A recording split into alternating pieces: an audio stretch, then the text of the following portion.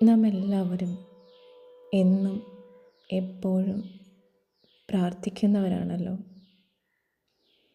ആ പ്രാർത്ഥനയ്ക്ക് എന്തുകൊണ്ടാണ് ഉത്തരം ലഭിക്കാത്തത് എന്ന് പലപ്പോഴൊക്കെ നമ്മൾ ചിന്തിക്കാറുണ്ട്. ഏറ്റവും പ്രധാനപ്പെട്ട ഒരു റീസണിലൊന്നാണ് ഫോർഗീവ്നെസ്. നാം ആരോടെങ്കിലുമൊക്കെ ക്ഷമിച്ചു കൊടുക്കാനുണ്ടോ എന്ന് ആദ്യം നമുക്ക് ചിന്തിക്കാം. എൻ്റെ ജീവിതത്തിൽ ഞാൻ വേദനിപ്പിച്ചവരും മറ്റുള്ളവരാൽ ഞാൻ വേദനിക്കപ്പെട്ടതുമായ ഒരുപാട് കാര്യങ്ങൾ എൻ്റെ ജീവിതത്തിൽ ഉണ്ടായിട്ടുണ്ട്.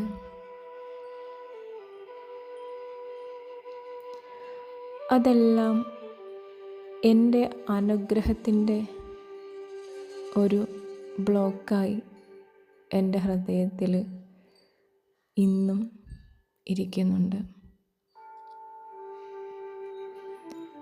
പലപ്പോഴും മറ്റുള്ളവരോട് പൊറുക്കുക അല്ലെങ്കിൽ മറ്റുള്ളവരോട് ക്ഷമിക്കുക എന്നൊക്കെ പറയുന്നത് മറ്റുള്ളവർക്ക് വേണ്ടി ആണ് എന്ന് പലപ്പോഴും ചിന്തിക്കുന്നവരാണ് നമ്മൾ.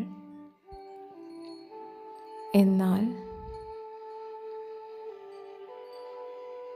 നമ്മൾ നമ്മുടെ മനസ്സിനെ ശുദ്ധീകരിക്കുകയാണ് ചെയ്യുന്നത്. നമ്മുടെ ശരീരത്തിൽ അഴുക്കുകൾ പറ്റുമ്പോൾ നാം കുളിക്കുന്നുണ്ടല്ലോ. അതുപോലെ നമ്മുടെ മനസ്സിനും അഴുക്കുകളുണ്ടെങ്കിൽ ആ അഴുക്കുകൾ നമ്മൾ കഴുകിക്കളയണം. അത് മറ്റുള്ളവർക്ക് വേണ്ടിയല്ല എന്ന് നമ്മൾ തിരിച്ചറിയണം.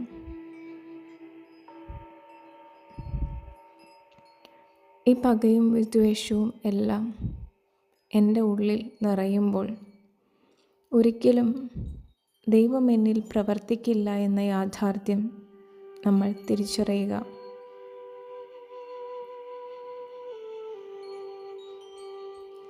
മെഡിറ്റേഷനിലേക്ക് കടക്കുന്നതിന് മുമ്പായി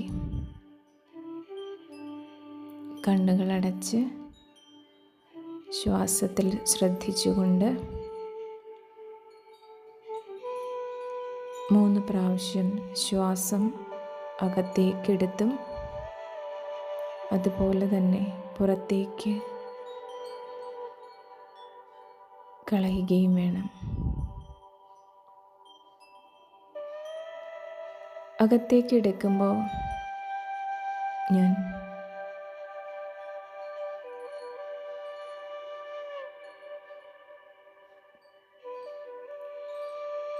ദൈവിക ചൈതന്യത്തെ എൻ്റെ ഉള്ളിൽ നിറയുന്നതായി അനുഭവിക്കുക.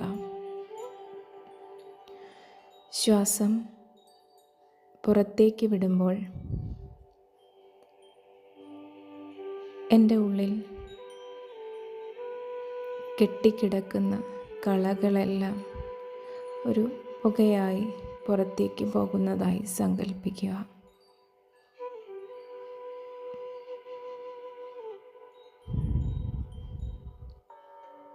ഇനി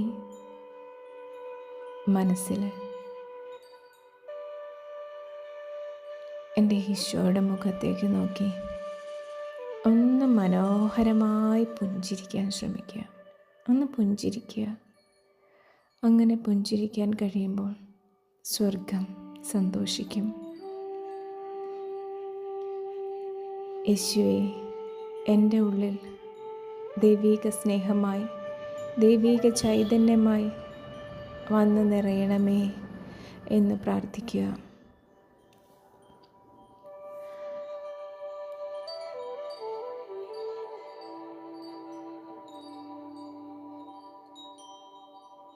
നെഞ്ചിന് താഴെ എന്തെങ്കിലും വേദന അനുഭവപ്പെടുന്നുണ്ടെങ്കിൽ നമ്മൾ ആരോടൊക്കെയോ ഇനിയും ക്ഷമിച്ചു കൊടുക്കാനുണ്ട് എന്ന്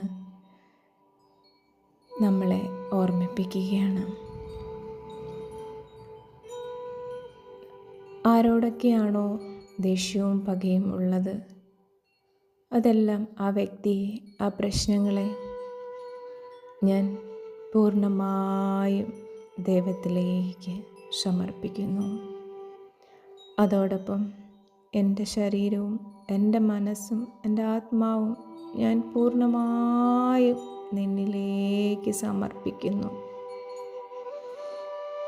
അപ്പാ, ആ ദൈവീക സ്നേഹം എന്നിൽ വന്ന് നിറയണമേ. ആ സ്നേഹം എനിക്ക് ചുറ്റുമുള്ള എൻ്റെ കുടുംബത്തിലേക്ക്, എൻ്റെ സുഹൃത്തുക്കളിലേക്ക്, എൻ്റെ ഓഫീസിലേക്ക്, എൻ്റെ ഫ്രണ്ട്സിലേക്ക്, എൻ്റെ ദേശത്ത് ഞാൻ അറിയുന്ന ഓരോ വ്യക്തികളിലേക്കും നിറയണമേ. എല്ലാവരോടും സ്നേഹത്തോടെ സ്നേഹം മാത്രം, അപ്പം തന്ന അൺകണ്ടീഷണൽ ലവ് എനിക്ക് എല്ലാവരിലേക്കും നൽകാൻ കഴിയണേ നാഥ. അങ്ങ് പഠിപ്പിച്ച പ്രാർത്ഥന പോലെ ഞങ്ങളുടെ കടക്കാരോട് ഞങ്ങൾ ക്ഷമിച്ചതുപോലെ ഞങ്ങളുടെ കടങ്ങളും പാപങ്ങളും ഞങ്ങളോട് ക്ഷമിക്കണമേ എന്ന് പ്രാർത്ഥിക്കാൻ പഠിപ്പിച്ച നാഥ,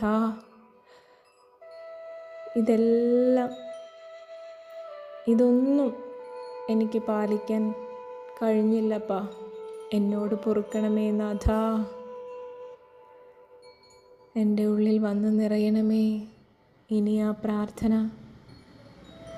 എനിക്ക് പൂർണ്ണമായും ആത്മവിശ്വാസത്തോടെ അങ്ങയുടെ മുമ്പിൽ നിന്ന് ചൊല്ലാൻ എന്നെ പ്രാപ്തനാക്കണമേ. എന്നെ കഴുകണമേ നാഥ. നിൻ്റെ സഹോദരനോട് എന്തെങ്കിലും വെറുപ്പുണ്ടെങ്കിൽ നീ നിൻ്റെ വഴിപാട് അവിടെ വെച്ചിട്ട് നീ പോയി നിൻ്റെ സഹോദരനോട് നിരപ്പായതിന് ശേഷം എൻ്റെ അടുക്കൽ വരാൻ പറഞ്ഞ നാഥ, ഇതൊന്നും അറിയാതെ അന്ധകാരത്തിൽ ജീവിച്ച ഈ പാപിയായ എന്നോട് കരുണ തോന്നണമേ നാഥ. നിൻ്റെ ചൈതന്യം എന്നിൽ വന്ന് നിറയാൻ ഞാനെല്ലാം ക്ഷമിക്കുന്നു, എല്ലാം പൊറുക്കുന്നു. നിൻ്റെ സന്തോഷത്തിൽ ഇനി എനിക്ക് ജീവിക്കണം. എൻ്റെ ആയുഷ്കാലം മുഴുവനും എനിക്ക് സന്തോഷിച്ചുല്ലസിക്കണം. നിൻ്റെ കൽപ്പനകളൊന്നും പാലിക്കാൻ കഴിയാത്ത ഞാൻ പാപിയാണപ്പാ. എല്ലാവരോടും ക്ഷമിക്കാനും പൊറുക്കാനുമുള്ളൊരു മനസ്സെനിക്ക് തരണേ നാഥ. ഞാനെല്ലാം വീണ്ടും വീണ്ടും ഞാൻ സമർപ്പിക്കുന്നു. ഇനി ഞാനതൊന്നും ഓർക്കാൻ തയ്യാറല്ല. എല്ലാം ഞാൻ നിന്നിലേക്ക് സമർപ്പിച്ചു.